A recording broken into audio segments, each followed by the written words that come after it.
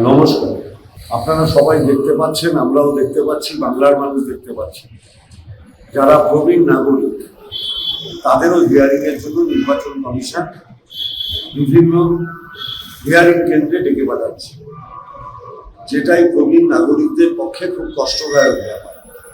ভোটের সময় প্রবীণ নাগরিকদের ভোট নেওয়ার জন্য নির্বাচন কমিশন যেখানে তাদের বাড়িতে ভোট নেওয়ার জন্য লোক পাঠায়, অথচ হিয়ারিং এর সময় তাদের জোর করে যেখানে হিয়ারিং হবে সেই কেন্দ্রে জোর করে ডেকে পাঠানো হয়েছে। এই যে মানসিক শারীরিক নির্মম অত্যাচার প্রবীণ নাগরিকদের প্রতি, তার জন্য নির্বাচন কমিশনকে আমরা ধিক্কার জানাই।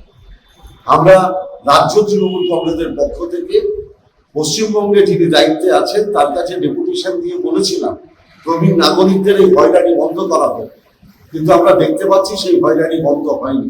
এই হয়রানি কতদিন চলবে? কতদিন বাংলার মানুষ এই অত্যাচার মুখ বুঝে মেনে নেবে? নির্বাচন কমিশনকে ধিক্কার জানায় এবং অবিলম্বে প্রবীণ নাগরিকদের বাড়িতে গিয়ে যাতে হিয়ারিং করা হয় তার জন্য সুনির্দিষ্টভাবে অনুরোধ করেছি।